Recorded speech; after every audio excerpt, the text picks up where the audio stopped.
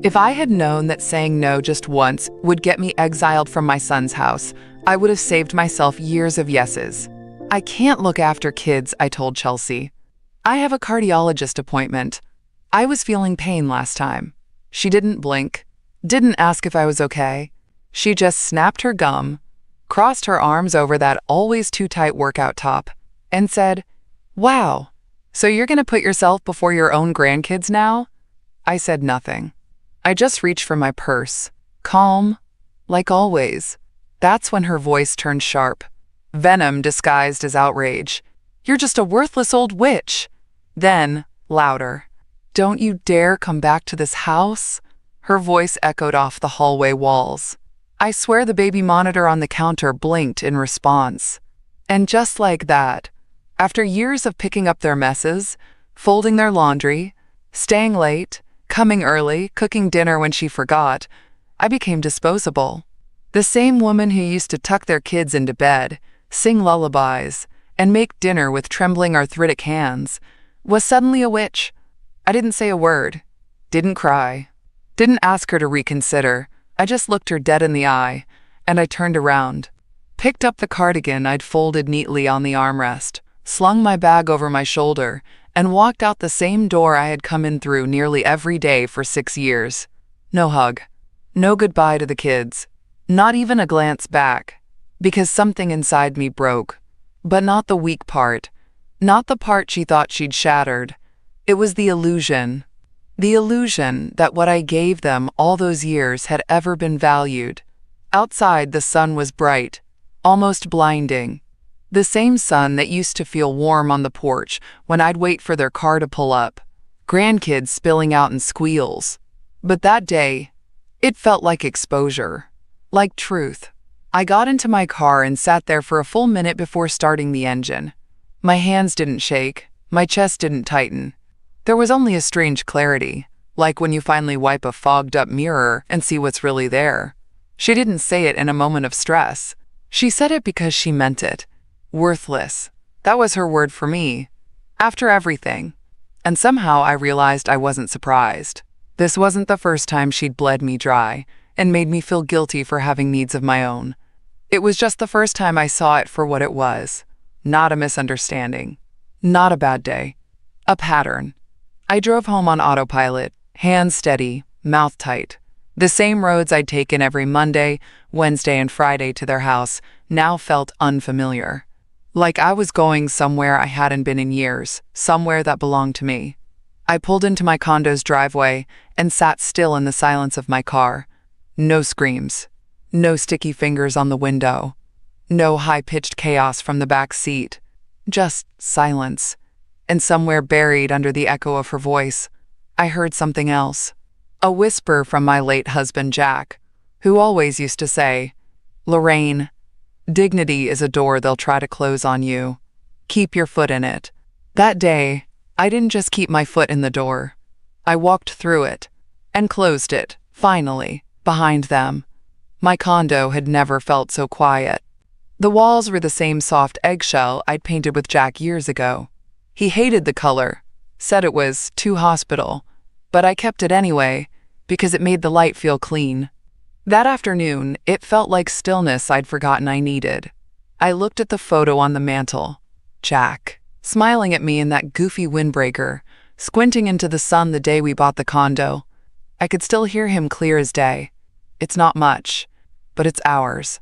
Our own peace. No chaos, no noise, just us. He died 6 months before our son moved in with Chelsea.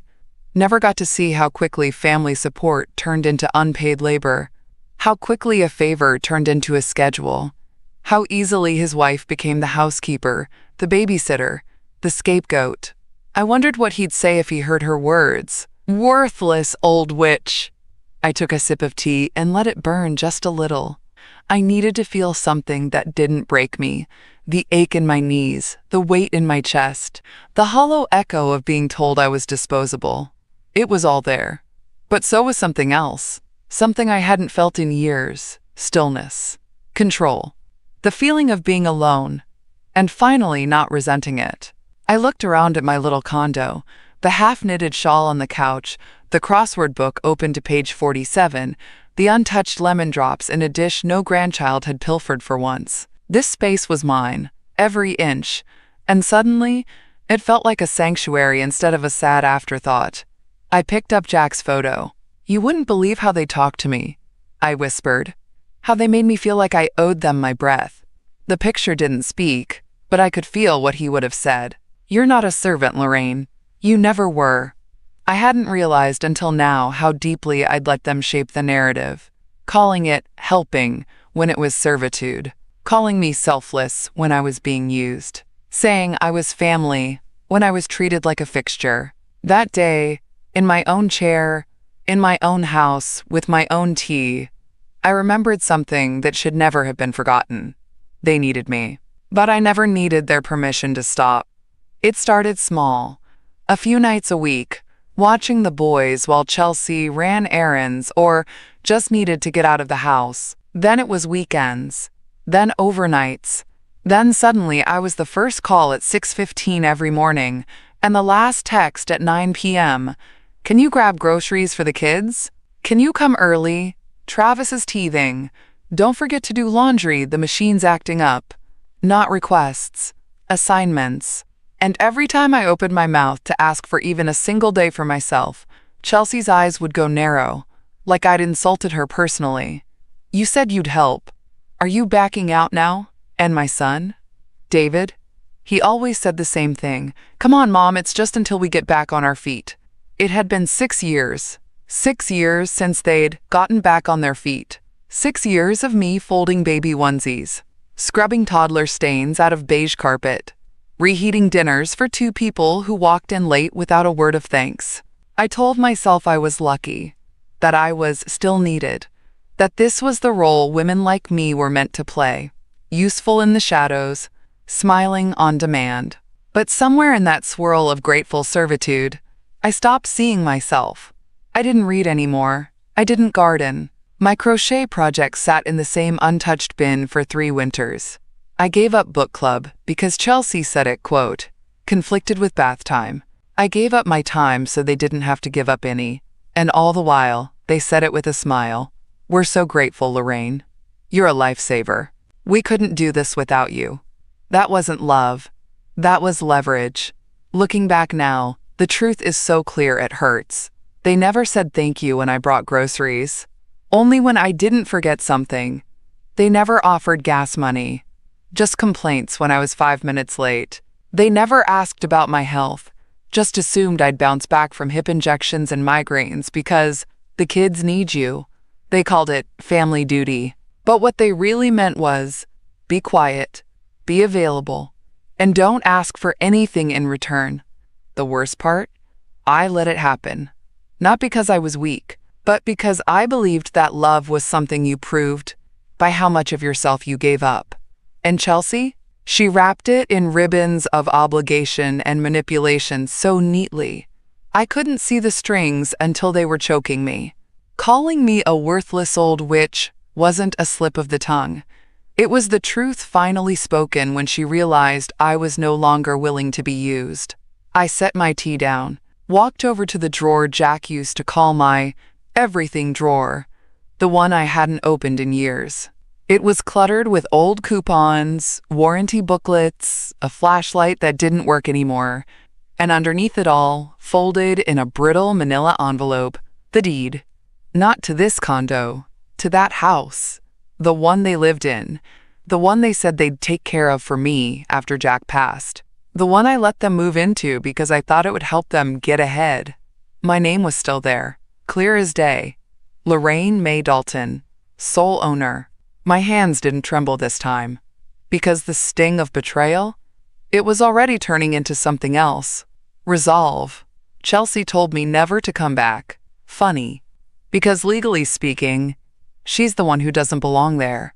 I sat there for a long time, staring at the paper like it might catch fire in my hands. But all it did was confirm what I already knew deep down. They didn't own a damn thing. They'd lived there like squatters with a kitchen renovation. Made choices like the title had been rewritten just because they said so. New paint, new backsplash, new couch that I wasn't allowed to sit on unless the boys weren't home. Chelsea always made it sound like they were doing me a favor by keeping the house in the family. What she really meant was, thanks for the free home, now shut up and stay useful. But this brittle old paper, yellowed around the edges, had a power Chelsea never counted on. It said, I still exist, I still own, I still choose. I placed the deed gently on the dining table, unfolded, and fully visible under the glow of the pendant light. There was no mistake, no joint title, no amended trust, not even David's name, just mine. A little laugh escaped me, dry, surprised. They had built a life on something they didn't even bother to secure. Because why would they? I was always so compliant, so easy to manipulate with phrases like, we thought you'd be happy for us, or you always said family comes first. They thought my silence was weakness. They never realized it was patience. I took out my reading glasses and pulled a fresh legal pad from the drawer. Then I did something I hadn't done in years. I made a list, not of chores, not of things to buy for their kids, but of next steps. Call Alvin. Confirm property title. Request revocation of verbal permission. Review estate protections. Document all communication. The list wasn't long, but it was sharp. I folded the deed and placed it in a protective sleeve, slid it into a new folder labeled Dalton Property Private. Then I set the folder on the coffee table, right next to Jack's photo. I'm going to handle this, I told him softly, and I'm going to do it with the same grace they thought was weakness. Because here's the thing about a woman like me, you can underestimate her, you can insult her, you can even use her for a while. But if you ever forget what she's built, if you ever mistake her silence for surrender, she'll remind you, with documents, not drama. I stood up, poured the rest of the tea down the sink, and rinsed the cup clean. Tomorrow, I'd make the call. But tonight, I'd sleep. For the first time in years, not as a helper, not as a grandmother on call, as a homeowner with a plan. And in the morning, while Chelsea dropped the kids off at daycare and scrolled on her phone, convinced I was still licking my wounds, I'd be sitting across from a lawyer, with the deed in one hand and her eviction in the other. Alvin picked up on the second ring.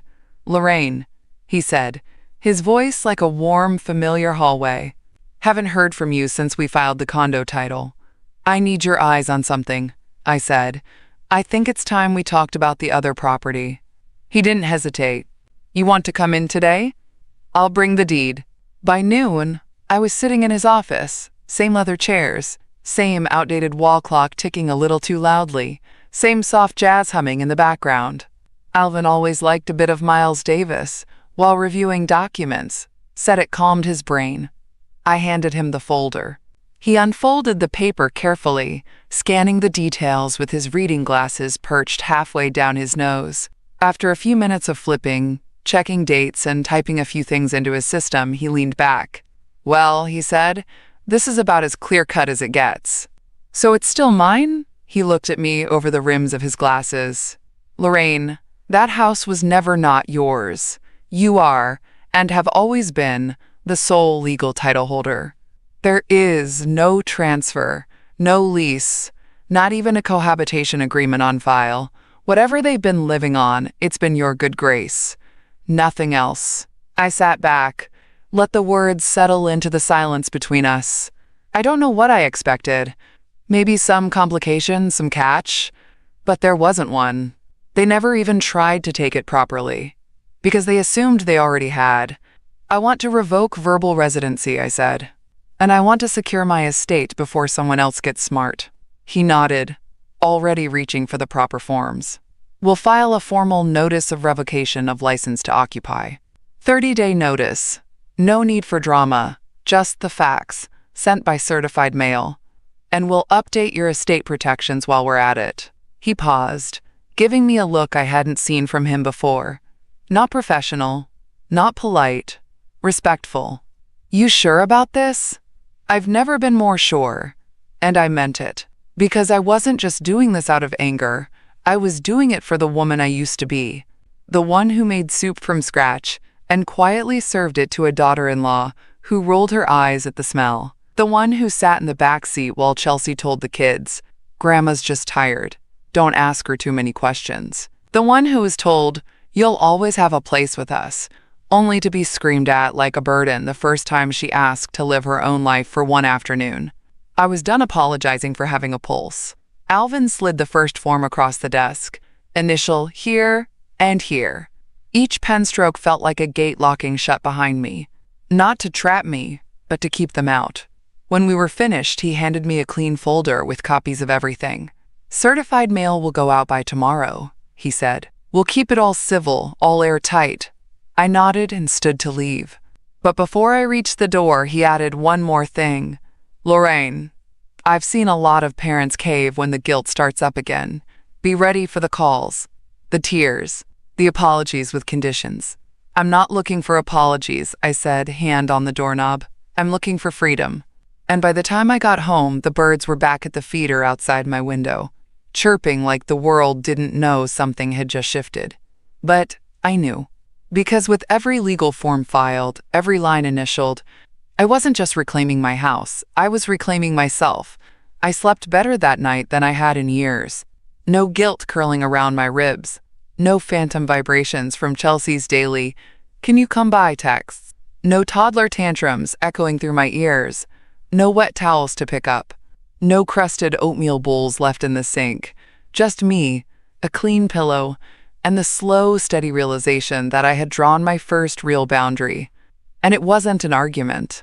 It was a document. The next morning, I brewed a fresh pot of coffee.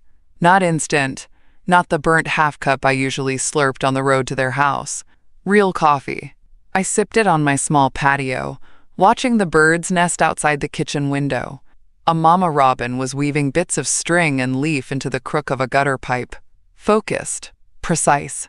I watched her for a long time. That bird wasn't asking permission. She wasn't worried someone might come scream at her for needing her own time. She just built, quietly, patiently, for herself. The mailbox clicked around 10:30. I opened it and saw a familiar envelope. Alvin's return address printed neatly in the corner. Inside, copies of everything I'd signed, sealed with gold-lettered paper clips and a note in his handwriting. "You did the right thing, eh?" I slid the documents into my lockbox under the bed, the same one I used to keep just for jewelry and Jack's old watch. Now it held something far more precious. My name. My choices. My line in the sand. By noon, Alvin had called to confirm the revocation notice had been mailed by certified carrier.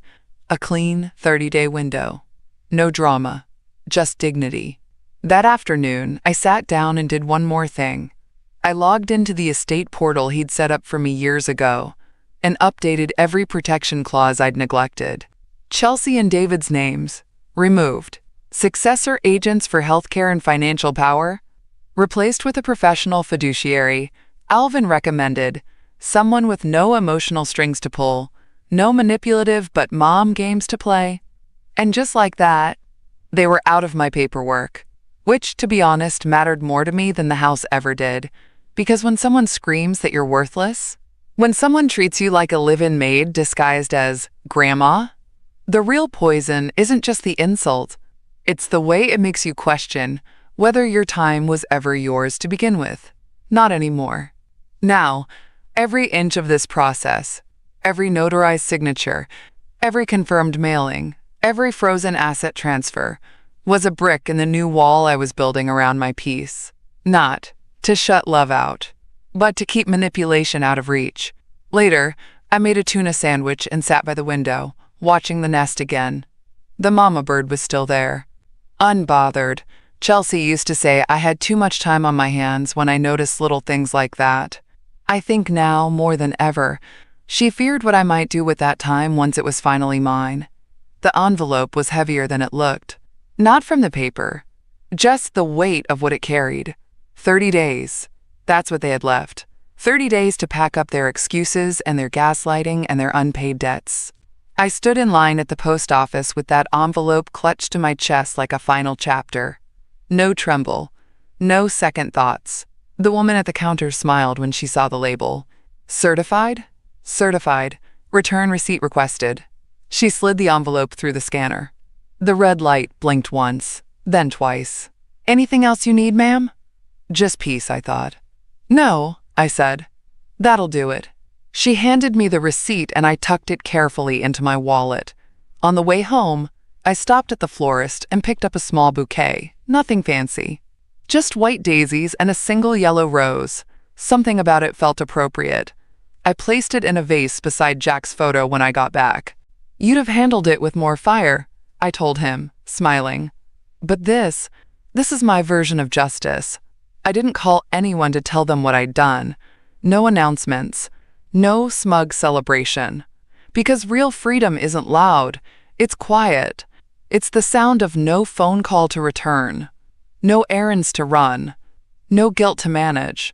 That night, I slept with the window cracked, just enough to hear the wind. And in the morning, I woke up and made breakfast for myself.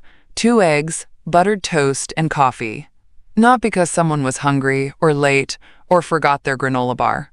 Just because I felt like eating something warm. Then I sat down at my desk and wrote the letter. The formal one. Typed. Professional. Calm. To Chelsea and David. This notice is to inform you that effective immediately, your license to occupy the property at 215 Gablewood Lane is hereby revoked. As per the enclosed legal documentation, you have 30 days to vacate the premises. No further communication is necessary. Sincerely, Lorraine M. Dalton. I printed 2 copies and placed them in clean envelopes. One would be posted on the front door via certified courier, the other mailed directly. I didn't write anything personal, because everything personal had already been said the moment she called me a worthless old witch. That was her goodbye. This was mine. And mine came with paperwork. Alvin called me around 2 p.m. They'll get the notice tomorrow, he said. Legally, they can respond, but they won't have much ground to stand on. I'm not worried. You sure you're okay? I paused. Was I okay? No, not completely. But I was clear. And that clarity was worth more than comfort. I'm better than I've been in years, I told him. And it was true. Later that evening, I stood at my window, holding a cup of tea. The robin's nest was almost finished now. All that patient weaving. No applause. No audience. Just one small creature building something no one else could take from her. I reached for my pen and wrote in the margin of my notebook, Dignity doesn't knock when it returns. It walks straight in because it never should have been asked to leave. And that night, I lit a candle, placed it by the door, and whispered one thing into the stillness. I'm home. Chelsea must have opened the envelope around 10:15 a.m. I say that because the first missed call came in at 10:18, then again at 10:20, and again at 10:23. 14 missed calls in less than 6 hours. Voicemails piling up, each one messier than the last. The first, cold, clipped. You can't be serious, Lorraine. This must be a mistake. Call me back. The second, angry. You're being so dramatic. Over one little argument? Grow up. By the 6th one, she was crying. The kids don't deserve this. You're abandoning your family. What am I supposed to tell them? I didn't listen to the rest. I didn't need to. Because when people like Chelsea lose control, they cycle through the whole wheel.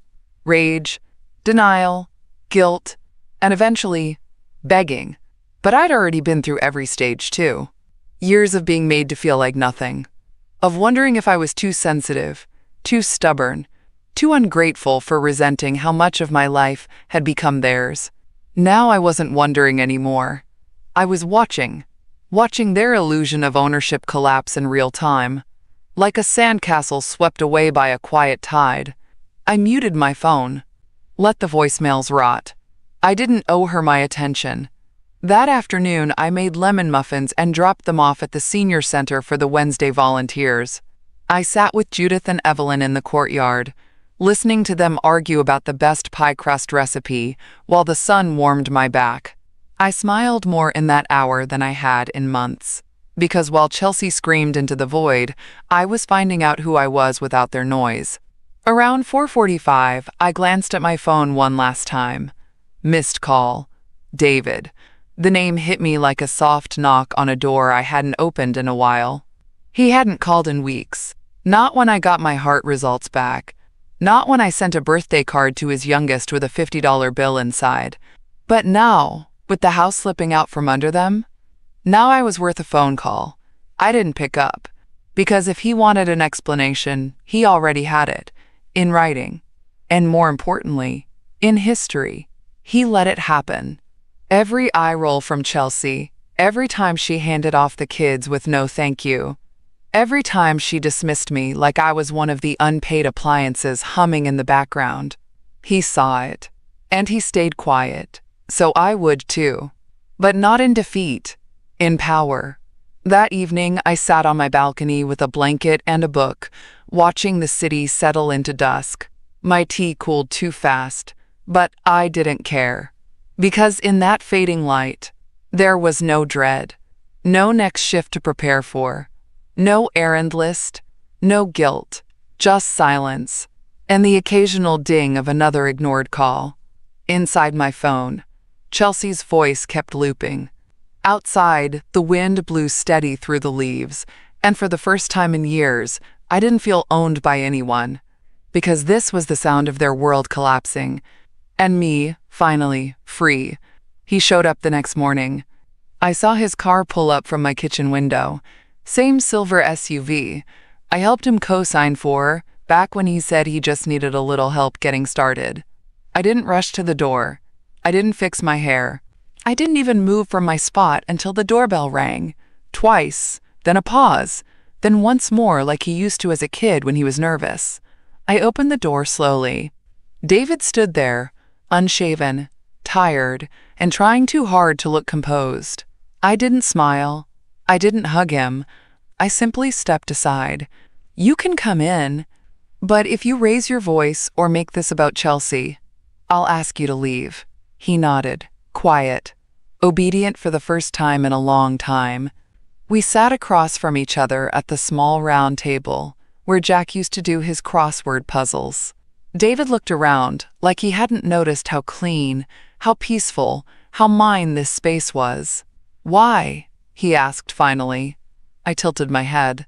Why? What? Why are you doing this? My hands stayed folded in my lap. I didn't do anything, David. I simply acted on what you both made very clear. He flinched. Mom, come on. Chelsea was just upset. You know how she gets. She called me a worthless old witch. He blinked. I know you heard her. I mean, yeah, but she didn't mean it. She meant it enough to say it, I said, voice steady. And I meant it enough to act. He looked down at the table, jaw clenched. I waited. You didn't even give us a warning, he muttered. Oh, David, I said, soft but sharp. You had 6 years of warning. His head snapped up. 6 years of laundry, and groceries, and babysitting, and cooking, and silence. That was the warning. Every time I swallowed my needs so you wouldn't have to lift a finger, that was the warning. He looked like he might cry. I didn't. I'd already done all my crying in the passenger seat of that SUV while Chelsea complained about how tired she was from getting her nails done. I'm your son, he whispered. You're a man who let his wife use his mother like staff. That's not the same thing. He stood, suddenly defensive. We were just trying to keep the family together. No, I said firmly, rising too. You were trying to keep the free labor together. Let's be honest for once. We stood in silence. Years of unspoken pain filled the air between us like smoke. And finally he broke. So what? That's it? You're cutting us off? I took a deep breath. You both told me not to come back, so I didn't. You said I wasn't wanted, so I listened. And now? I'm not cutting anyone off, David. I'm just taking my keys back. He didn't know what to say. That was the cruelest part of control. When it's gone, people don't know who they are without it. He left without slamming the door. That was his version of restraint. And I watched his SUV disappear down the street, remembering every time I rode in that car, clutching a grocery list and pretending not to hear Chelsea complain about how old people forget everything. She forgot one thing. I still remembered how to stand up. And now, I was standing. The next day, I sat down at my desk and opened every account that had their fingerprints on it. Water, electric, trash, internet. I had paid the deposits, set up the auto pay, given them my email, just to make things easier back when they moved into my house and said, "We'll cover it soon, we promise." They never did. I logged into each portal, one by one, and clicked Cancel. Cancel service. Change mailing address. Remove authorized users. Each click felt like a hinge unfastening from a door I'd never meant to open so wide. I submitted a change of address for the property taxes too. For years, they let the notices pile up on the kitchen counter, marked unopened. David always said, "We're fine, Mom, it's covered." It was never covered. I had the late fees to prove it, so I redirected everything back to me. Because that's what this had always been. My name, my burden, my responsibility. And now, it was finally my control again. The phone rang halfway through. Chelsea's number. I let it ring. No voicemail this time. Just the sound of her rage running out of places to land. They were feeling it now. The shift. No electricity soon. No Wi-Fi. No trash pickup. No cozy cocoon of unearned comfort. And soon, no roof either. I didn't feel guilty. I felt restored. That evening, I sat on the balcony with a warm bowl of soup and a wool shawl I hadn't touched in months. The knitting needles were still tucked into the last row where I'd left them back in April, when Chelsea called in the middle of dinner and said, "I need you here in 20 minutes. He won't stop screaming and I can't deal." I dropped everything, left my food on the stove and my pattern half finished, and showed up again, because that's what family was supposed to mean. But now, family meant not having to scream just to be heard. Family meant you don't get to use someone until they're dry and then call it love. And as I took up the needles again, slipping the yarn through one loop at a time, I felt something soft click into place. Autonomy. People think taking back your life comes in grand moments. Sometimes it does. But sometimes, it's just canceling an electric bill. Sometimes it's clicking remove next to a name that once had every key to your peace. Sometimes it's knowing the dinner you just made is for no one but yourself. I finished 3 rows before the phone buzzed again. David. Then, 2 minutes later, a text. "Please don't do this. We'll be homeless." I stared at it. No apology. No accountability. Just panic. Typed out like a receipt for all the years I let them call me inconvenient whenever I had a doctor's appointment or needed a day off. I didn't reply, because by now I'd learned people who ignore your boundaries always act surprised when you finally enforce them. I turned off my phone, folded the shawl over the back of my chair, and rinsed my soup bowl in silence.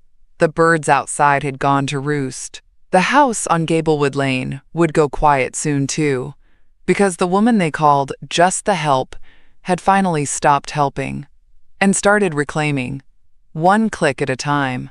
By the end of the week, I had everything I needed to finish what they started. They told me not to come back. They called me names in a house I owned. So now I was closing the chapter, legally, financially, and quietly. Mr. Alvin called to say the escrow agent had confirmed interest from 2 buyers. "The market's strong," he said. "If we list next week, you'll likely have multiple offers." "And Chelsea?" I asked, sipping from my mug. "They still haven't responded through formal channels. But we're within our rights. We have documentation. And come day 30, you're free to initiate formal removal." His voice stayed neutral, but I could hear the question under his words. "Are you really going through with it?" And the answer was simple. Absolutely. Because I'd spent years living in the cracks between their needs, years feeding their pride while starving my own peace, years pretending they didn't mean it when they rolled their eyes or told me to stop making everything about you. Now, I was making everything about me. I made an appointment with a locksmith for the morning after the 30-day window closed. "Do you want the fancy smart locks or traditional keys?" he asked. Just something quiet, I said, but secure. That Friday, I met Alvin at the house on Gablewood Lane. It felt like visiting a grave. The curtains were drawn. The porch had toys scattered across it like forgotten promises. Inside, the air felt stale. Furniture I had bought sat worn and abused. Floors, once scrubbed by my hands, dulled under years of lazy feet. I didn't linger. I walked the perimeter while Alvin went over the agent listing form. In the living room, I picked up a framed photo they'd left on the mantel. Chelsea, David, the boys. I wasn't in it. Never had been. They cropped me out long before they screamed me out. I left the photo on the counter with a small envelope. Inside, a copy of the final property transfer notice, the scheduled date for sale, and a check for their moving deposit. A gesture, not a gift. I wasn't cruel, but I was done. The locksmith arrived promptly the next morning. He was young, friendly, and didn't ask questions. Just went to work, replacing the lock on the front door and installing a new deadbolt on the side gate. I stood on the lawn, arms crossed over my chest, watching the house like a stranger would. It didn't feel like home anymore. It hadn't for a long time. But it didn't feel like a loss either. It felt like closure. By noon, the locks were changed, the keys handed to me. The for sale sign went up a few hours later. Clean, professional, undeniable. I didn't text them, didn't warn them. Because I already had. With every diaper changed, every dinner reheated, every unspoken hurt swallowed. 2 weeks later, the certified letter reached her. I know, because Alvin called and said simply, "Received. Signed by Chelsea M. Dalton." He didn't say more. He didn't have to. I could imagine it clear as day. The clumsy scrawl of her signature on the green slip, the slow realization creeping in as she opened the crisp white envelope, one that didn't come with a baby shower invite or a birthday card or a check just to help. This one wasn't wrapped in love, it was wrapped in finality. The letter was direct, legal, emotionless, the kind of voice she'd never heard from me before. And in that silence, something I'd never expected happened. She stopped calling. No voicemails, no texts, no threats disguised as apologies. Just silence. I didn't mistake it for peace. People like Chelsea don't go quiet because they understand. They go quiet because they're recalculating. Still, I let the silence stretch. I filled it with walks to the park, with crossword puzzles and short phone calls with Marjorie, who started asking if I wanted to host bridge night at my place again. And then, out of nowhere, one afternoon, a Thursday, a letter arrived. Not typed, not certified, just a plain white envelope. No return address, but the handwriting was hers.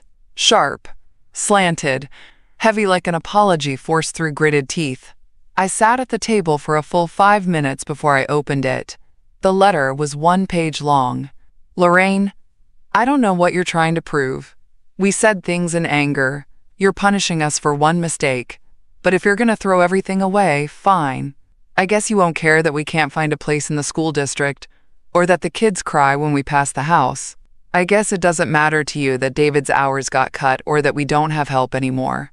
If you want to make your point, congratulations, you made it. But if there's any heart left in you, we could still use some money. Chelsea," I folded the letter without finishing the last line. I didn't need to. She wasn't sorry. She was scrambling. They came on a Saturday. Unannounced. Like always. Like the rules didn't apply if they were the ones showing up. Chelsea's car pulled into the lot of my senior community around noon. Far too shiny for someone claiming they couldn't afford rent. David sat in the passenger seat, arms crossed, shoulders hunched. Their oldest boy was in the back seat, his face pressed to the window, like he didn't understand why this drive didn't end in Grandma's warm kitchen anymore. I watched from the garden bench. Didn't move. Didn't hide. Just sat there with Marjorie, the sun on our faces, a pitcher of iced tea between us, and a fresh plate of lemon bars on her lap. They didn't see me at first. Chelsea walked up to the front desk like she owned it. The receptionist, Annie, a young woman with quiet eyes and strong boundaries, smiled politely and listened as Chelsea raised her voice just a little too fast. "She'll want to see us," I heard her say. Annie didn't flinch. If Lorraine has not added you to her visitor list, I'm afraid I cannot page her." David stepped forward then, his voice lower, more desperate. "We're family." Annie kept her calm. "And she's a resident. With rights. I'll ask you to wait outside." They didn't. They turned toward the common room, as if they could just find me by force of memory. But security was already walking over, 2 staff members in matching polo shirts, soft-spoken but firm. Marjorie whispered beside me, "Do you want to go inside?" I shook my head. "No, I want them to see." Because they needed to understand. The door they slammed shut behind me wasn't still cracked open. They don't get to wander back in now that it's cold outside. One of the security guards approached them. "Ma'am, sir, this is private property. I'll have to ask you to return to your vehicle." Chelsea spotted me then, across the garden. She froze for a split second. Then she stormed toward me, dragging David behind her. I didn't stand, didn't flinch, just looked her dead in the eye, and waited. "You're seriously going to sit there while your family gets dragged out like criminals?" she hissed, too close, her voice sharp. "No," I said, calm as the breeze. "You're being asked to leave like guests who were never invited."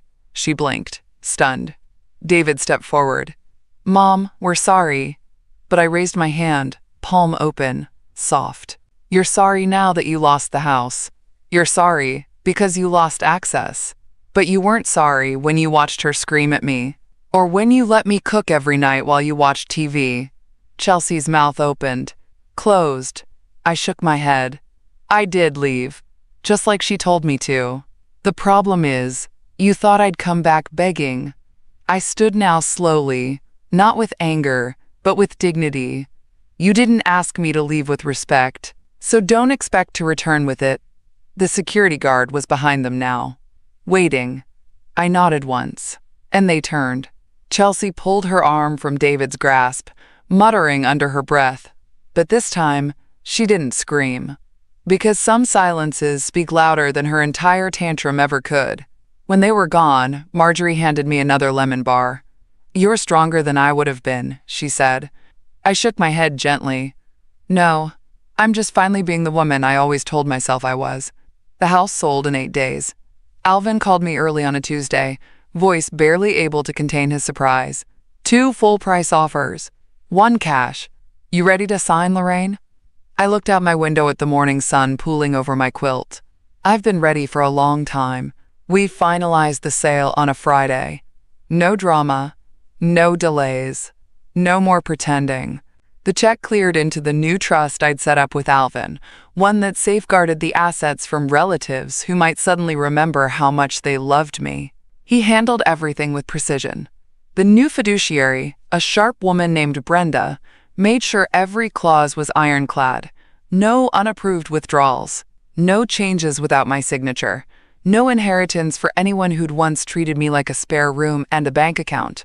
In other words, no more loopholes. Chelsea and David received the official notification a few days later.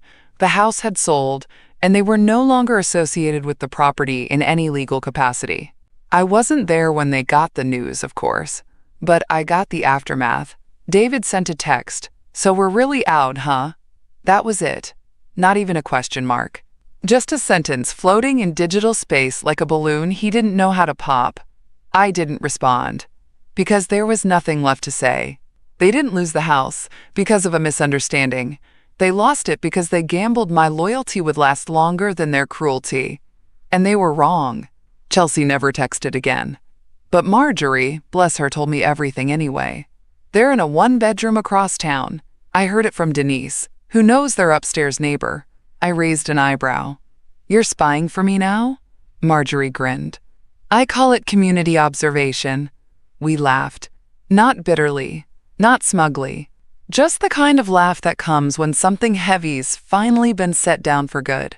That weekend, I hosted my first full book club at the condo. 6 chairs. Real wine glasses, a lemon tart that I made from scratch and served without anyone calling it too tart or not enough chocolate. We read The Year of Magical Thinking, talked about grief, boundaries, what it means to grow older without shrinking. One woman, Eleanor, said something that stayed with me. Sometimes it's not the death of a person that frees you. It's the death of the version of yourself that kept letting them in. And just like that, I realized this wasn't about revenge. It wasn't about taking anything from Chelsea or David. It was about returning everything back to me. My time, my choices, my name, my voice. I smiled. That's what happens when you stop asking for permission to exist. And in the stillness of that moment, with the paperwork done and the keys turned in and the past folded shut, I knew the truth. They called me worthless, but I was the foundation, and I'll be standing long after they forget where the front door used to be.